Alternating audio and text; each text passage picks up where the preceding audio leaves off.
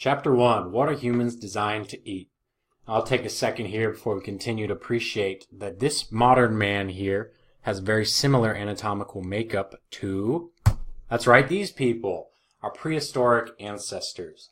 Now these versions of the Homo sapiens, which is us, the human beings, lived until about 12,000 years ago. Now the only difference is that actually compared to 12,000 years ago, our brains are a bit smaller.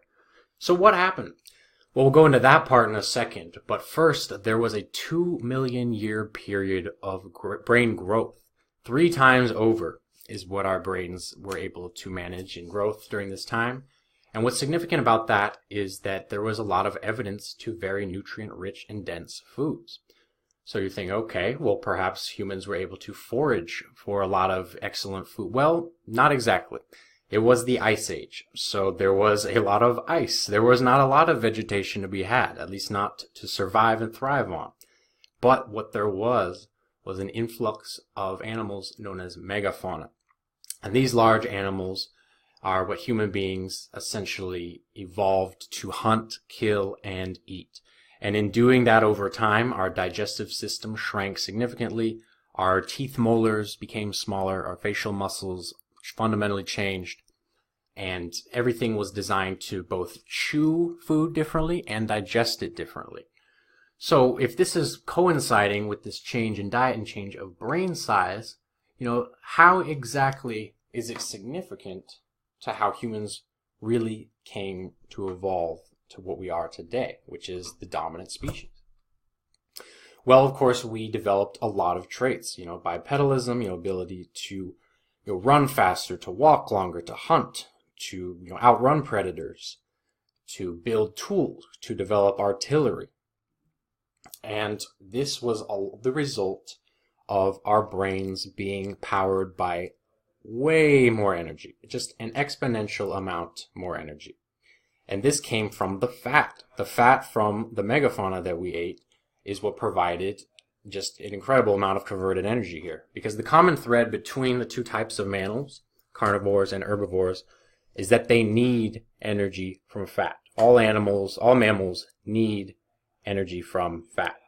So of course, when you're eating animal products, protein is going to be a given. But the most efficient meals are going to come from the fattiest cuts. And, basically in a nutshell, animal fats are what contributed to the growth of the brain. Because in the metric known as Kleiber's law, which is the ratio of metabolic turnover to organ size in animals, human beings were measured as having a ratio for brain size of an animal with our body proportions as 7 times as large. And the energy usage 28 times as much. So, both of those are pretty impressive figures in their own right. But then when you think about their own ratio, 28 over 7, that's a ratio of 4 for the amount of energy our brain is using compared to the size. Now that sounds just ridiculous. How is that even possible?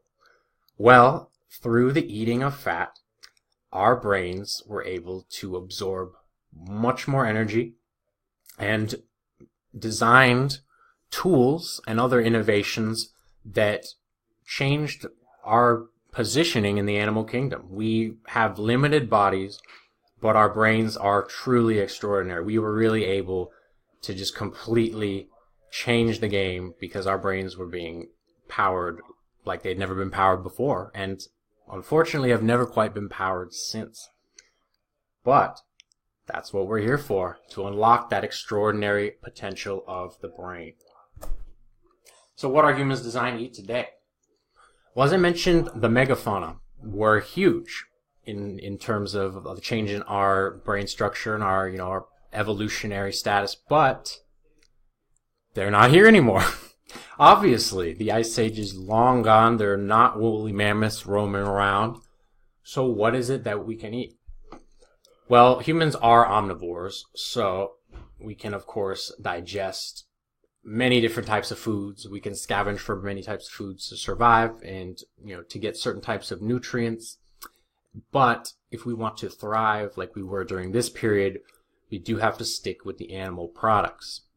Now, ruminants did not go away. Ruminants are essentially a term which comes from the Latin word ruminare, which means to chew over again. So they're four-legged mammals able to acquire nutrients from plant-based food by fermenting it in a specialized stomach prior to digestion.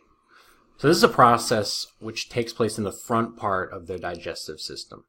And so therefore it's called foregut fermentation, though it's not exactly the most scientific word. And typically there's a requirement for the fermented cud, or scientific word is ingesta. It basically has to be regurgitated and chewed again. So the process of rechewing the cud to further break down the plant matter and stimulate digestion is what we know to be called rumination. So that's where the word ruminant comes from. And if you're wondering, okay, great, so there are ruminants and they're not the megafauna, what could they possibly be? Well, these animals in today's day and age are abundant. I mean, there's cattle, goat, sheep, bison, elk, venison, yak, deer, and then you could even go, deeper than that. You could go with giraffes, antelope, even some kangaroos. Only some, they're a bit different. But basically, all of these animals, they still are out there for us to consume. It's, obviously we'll go into, the quality as well, but, these animals still do roam the earth. And what's really awesome about them is they do our work for us when it comes to digesting the plants. If you hate eating salad, then good news, you don't have to, because your steak already did for you. It sounds probably bonkers to some of you right now, but we'll go into even more detail on how exactly that works. So I went into the ruminants and then, of course, other animal products as well, as long as they're from a good source, seafood, fish, eggs, chicken, your organs, other parts of the animal that contain essential nutrients as well. And of course, as I mentioned, the wild animal meat, it's really packed with just all of what you need. Back in prehistoric times, there was no need for a supplement. Nobody was asking anyone if they could borrow some vitamin D or anything like that, because they were getting it all there in what they were eating. All right, continued. So basically, if we want to simplify it, we're meant to eat animal products, but composed mostly of protein, healthy fats, and extremely low to no carbohydrates. Yes, this is going to be a low to no carb diet, but we're going to go into exactly what that means. In the past, you hear a lot about low carb for fat loss, low carb, don't get bloated. Forget all of that. We're going into exactly what it is about carbs that humans both do not need and that, can be impeded by when it comes to consuming those types of nutrients and anti-nutrients. So we can live and thrive without carbs. But remember, we need a lot of energy packed into our diet source because we have a relatively small gut, and it needs to be able to get a small package to deliver a lot of energy to the rest of our body, and most importantly, our brain. And our brain, it can run essentially off of, a number of types of foods, but if you want to have a true function without brain fog, things like that happening, you got to think of it like a diesel truck.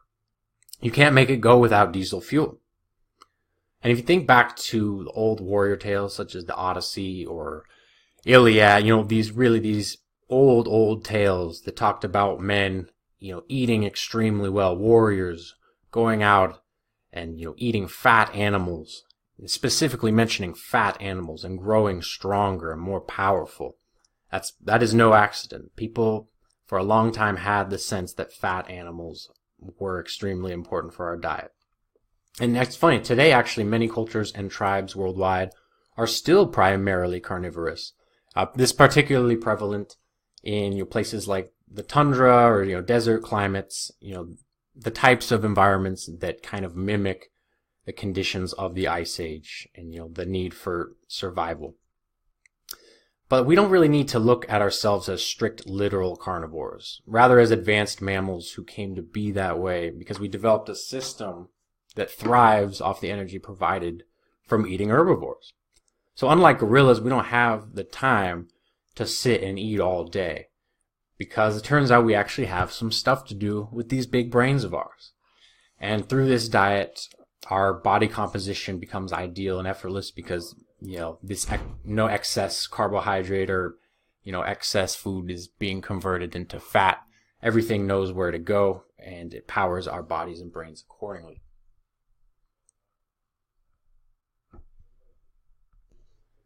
All right, so into the optimized human diet. Let's just break it down here. Animal meats, the fattier, the better. But prefer grass-fed. It's really important that you're getting your meat from a good source, because I know a lot of people are probably hearing this and thinking, this is outrageous. I've heard so many things about meat. It's hard on digestion. It's, it gives you heartburn. It's bad for you. It's associated with all these fast food chains. And yes, in modern times, there is an unfortunate epidemic of low quality meat, very poor conditions. So yes, it's going to be a bit more costly, but I highly, highly encourage that you go with grass-fed and grass-finished beef, pastured eggs, pastured chicken, not just cage-free, pastured is the term, and fish as well, wild-caught, not farmed fish, organ meats, and of course water and salt. But as we all know, it can be a bit of a challenge to be highly carnivorous, especially in today's day and age. So there are, of course, some other modern foods compatible, good for snacks or sides, flavor, etc. There are other sources of fat out there: coconut oil, MCT oil, avocado oil, olive oil, macadamia oil, a lot of different types of oils you can cook with. And then, of course, there's sources as well: coconuts, avocados, olives, ghee, which is very similar to grass-fed butter. Grass-fed butter is terrific. Probably one of my favorite discoveries of this way of eating is that butter, as long as it's grass-fed, is extremely good for you. It's very high in fat. Cheese is a bit tricky because there are only really certain types of cheese that one should eat, and it has to do with the evolution of cows.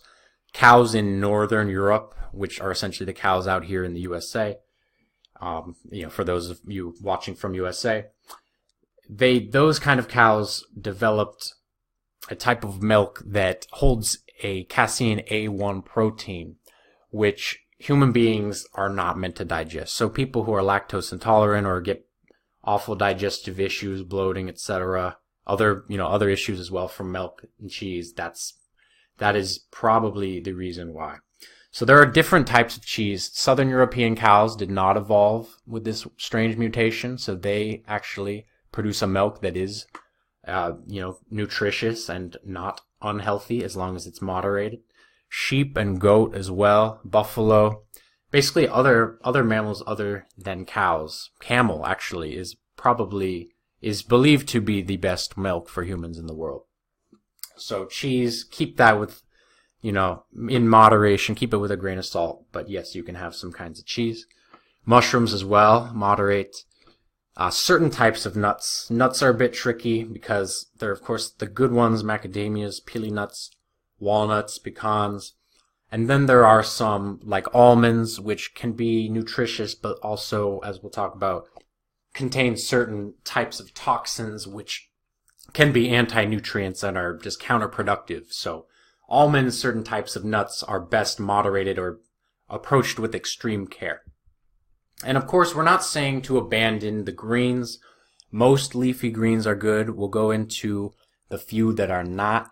We'll go into actually pretty much all of the plants that you should not be eating. But there are plenty of greens that you should still be eating, when you can. They're very, very good for you in a pinch. A steak salad can be great for, getting a little bit more full, getting a little bit more digestive support. And of course, there's cooked cruciferous plants such as cauliflower and broccoli.